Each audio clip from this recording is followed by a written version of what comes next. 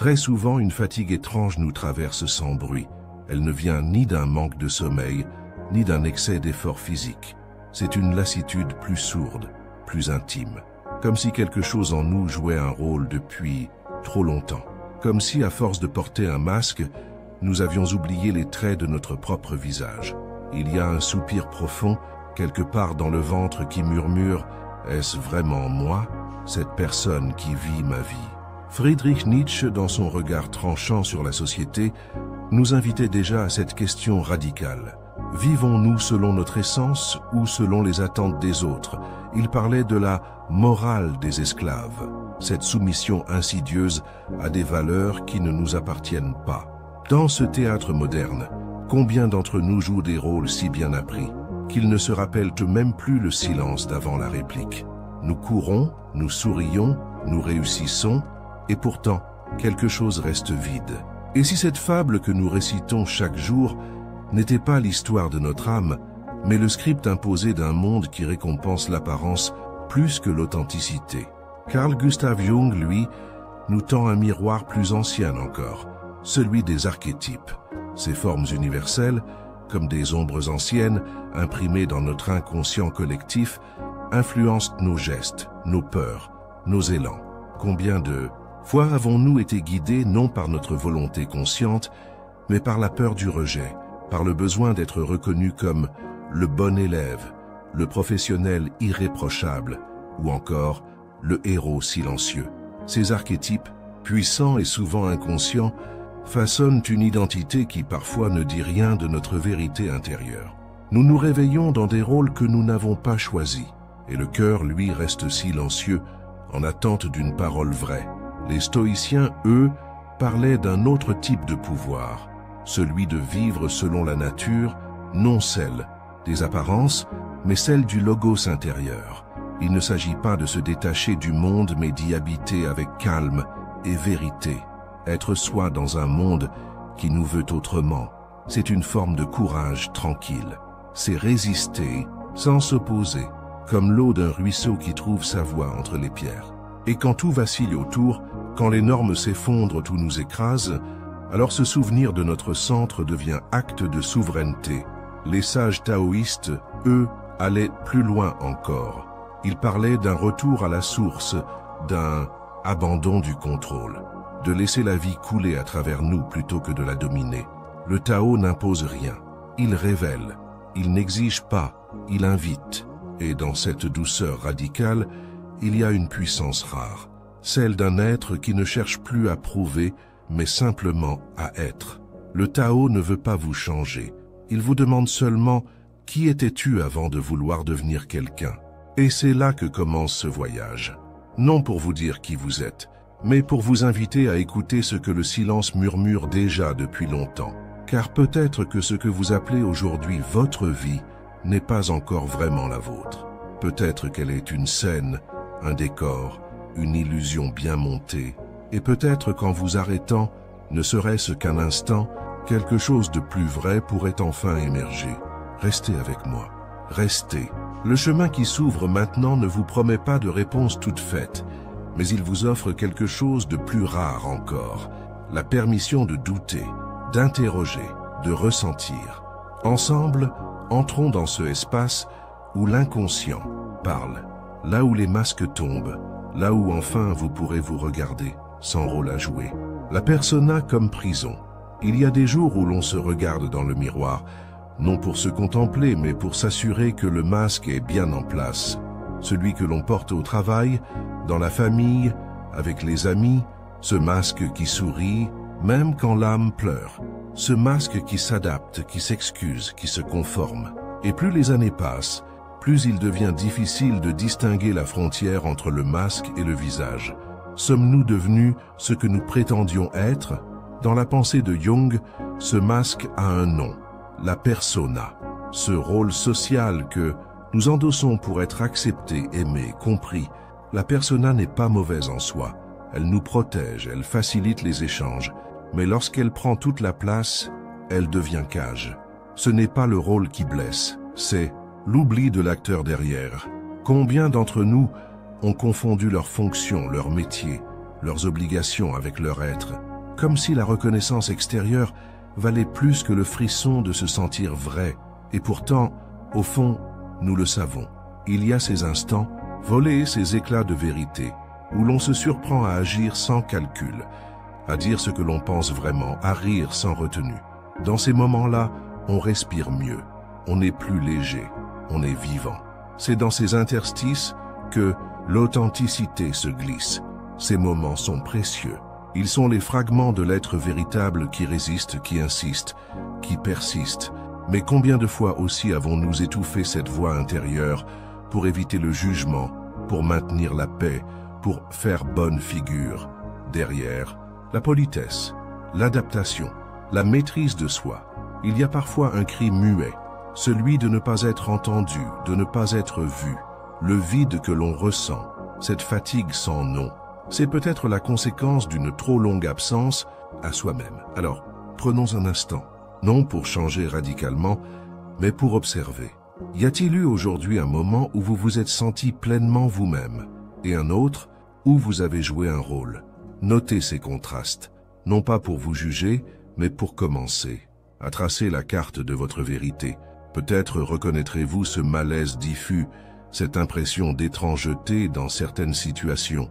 Ce n'est pas un défaut, c'est un appel à se rapprocher de ce qui est juste pour vous. Pas juste au regard du monde, mais juste dans la sensation de votre poitrine, dans la chaleur de votre ventre, dans la clarté de votre regard. Et si vous sentez que ce message résonne, même doucement, si une part de vous sent que cette exploration a du sens, alors je vous invite à rejoindre cette communauté de voyageurs intérieurs. Abonnez-vous à cette chaîne non pour suivre, mais pour marcher ensemble. Et laissez en commentaire un mot, une sensation, un souvenir peut-être. Où étiez-vous la dernière fois que vous vous êtes senti véritablement vous-même? Ces partages, ce sont des étincelles. Ils nourrissent ce feu discret mais sacré, celui de l'authenticité retrouvée, le pouvoir invisible de l'inconscient collectif. Il y a des gestes que nous faisons sans savoir pourquoi, des pensées qui reviennent, encore et encore, comme un écho lointain dans une pièce que nous n'avons jamais visitée. Il y a des attirances, des peurs, des répétitions qui ne viennent pas de notre histoire personnelle. Elles semblent flotter dans l'air, comme si quelque chose d'ancien, de plus vaste que nous, dirigeait en silence le fil de notre vie. C'est là que Jung nous tend un miroir troublant, celui de l'inconscient collectif. Ce champ invisible, partagé par tous les êtres humains, contient les archétypes, ces formes primordiales qui vivent en nous bien avant que nous en ayons conscience. Le héros, l'ombre, l'enfant, le sage. Ils nous habitent, nous traversent, nous influencent. Et bien souvent, ce que nous croyons être un choix libre n'est qu'un murmure ancien, une trace archaïque de l'humanité tout entière. Nous croyons décider, mais nous réactivons. Qui n'a jamais ressenti cette étrange impression de rejouer toujours le même scénario avec des visages différents, une relation qui échoue de la même manière, une ambition qui s'éteint au même moment, un conflit intérieur qui revient malgré tous les efforts? Ce n'est pas que nous sommes faibles, c'est que certaines forces en nous sont invisibles et puissantes. Elles ne cherchent pas à nous détruire, mais à nous révéler, à condition de les écouter. La nuit, parfois, ces forces parlent.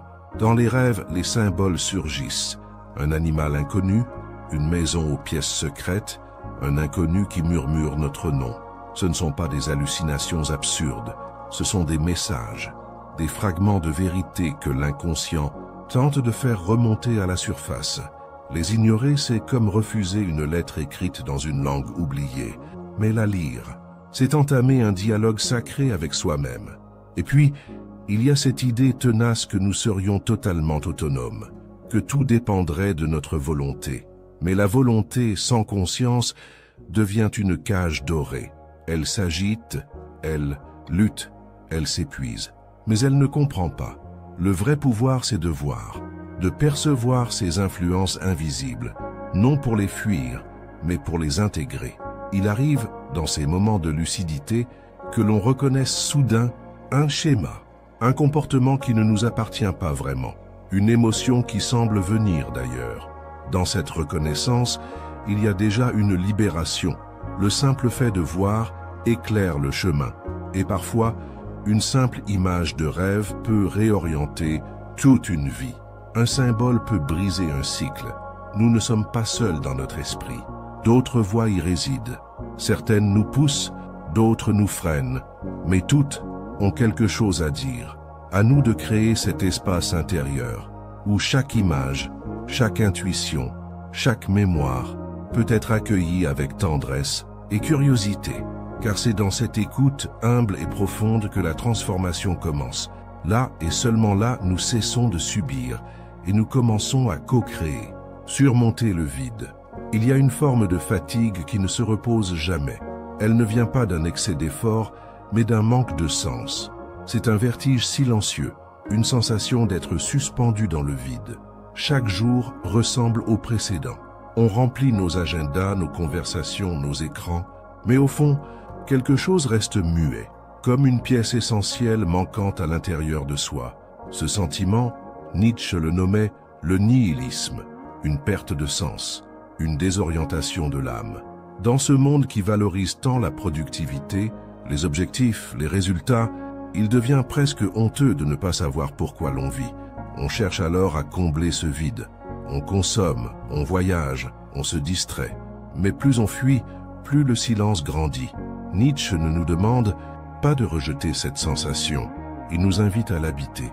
Car au cœur de ce vide, il y a une question essentielle. Si tout perd son sens, que suis-je prêt à créer comme sens nouveau? Le danger n'est pas dans le vide lui-même. Il est dans les stratégies que nous inventons pour ne pas le regarder. Certains se perdent dans l'activisme effréné, d'autres s'enlisent dans le divertissement permanent. Mais il y a aussi ceux qui s'arrêtent, qui respirent, qui s'interrogent. Et dans cette pause, dans cette écoute attentive du néant, une réponse intime peut surgir. Non pas une vérité universelle, mais une orientation personnelle. Un souffle, une lumière fragile mais authentique. Créer son propre sens, ce n'est pas une entreprise rationnelle. C'est une expérience viscérale. Cela commence souvent par une colère douce, celle de ne plus vouloir jouer un rôle.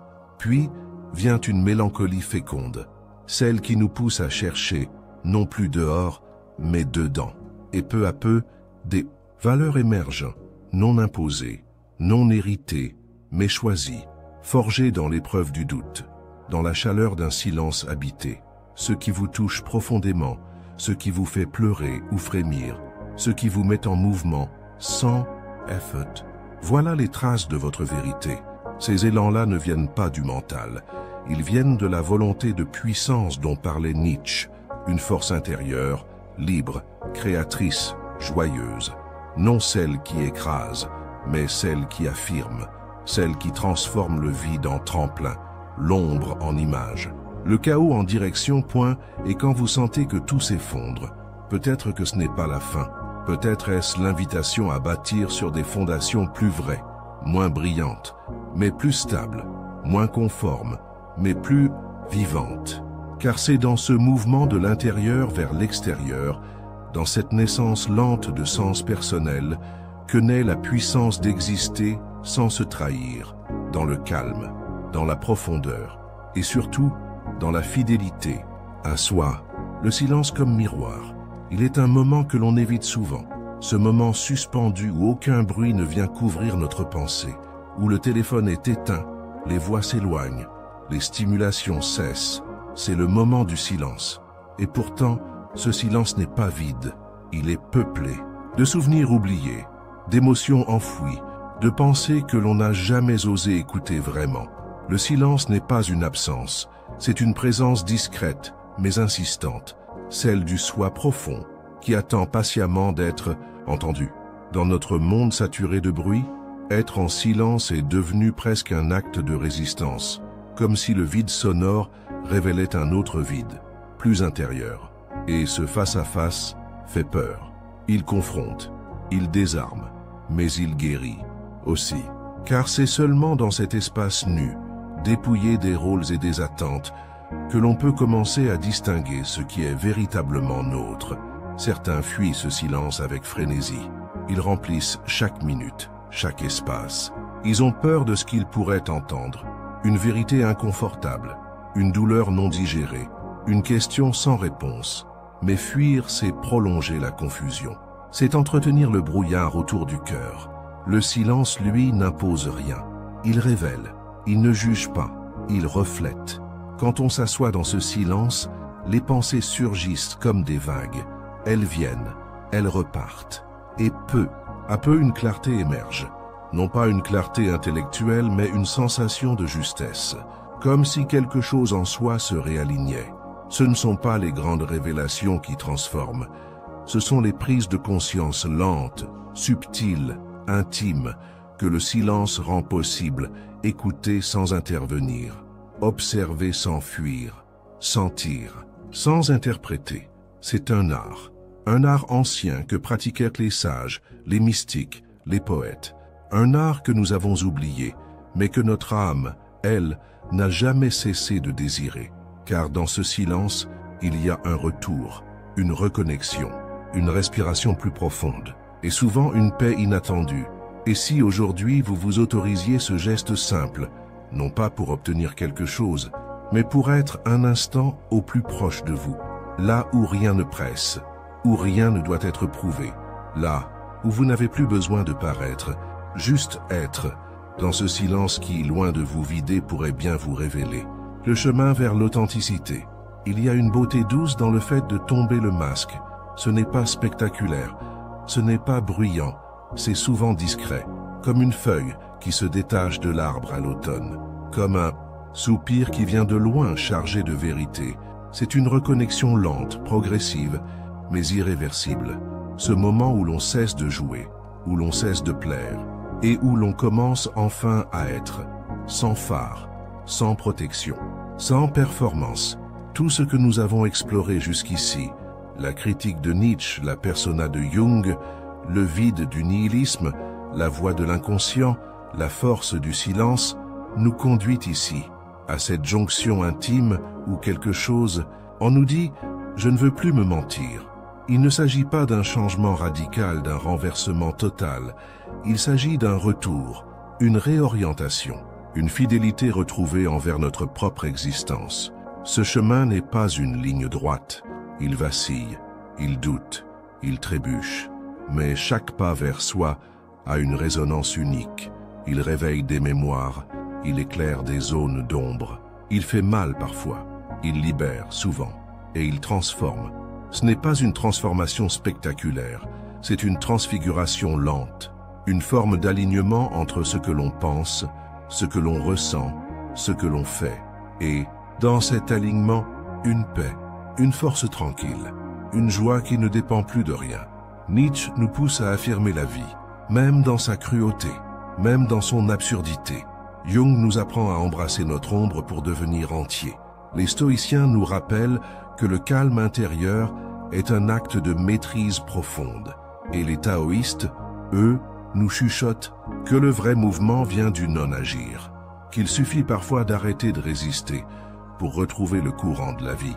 Alors, si vous avez reconnu dans ces mots un fragment de vous-même, si une image, une sensation, une émotion a remué quelque chose, sachez que vous n'êtes pas seul. Ce que vous vivez, d'autres le traversent aussi. Et ce canal, cette communauté est là pour cela, pour accueillir les vérités fragiles, pour partager les silences pleins, pour marcher, non devant, non derrière, mais à côté. Je vous invite de tout cœur à vous joindre à ce mouvement. Abonnez-vous si ce n'est pas déjà fait pour continuer cette exploration avec nous. Et surtout, racontez. Dans les commentaires, laissez une trace. Dites-nous ce qui a résonné. Une prise de conscience, un souvenir, une émotion, un mot. Ce partage, aussi simple soit-il, peut devenir lumière pour quelqu'un d'autre. Et peut-être pour vous aussi, car c'est dans l'échange, dans la parole offerte, dans l'écoute silencieuse, que se tisse le tissu invisible d'une communauté sincère, une communauté qui ne cherche pas à convaincre, mais à comprendre.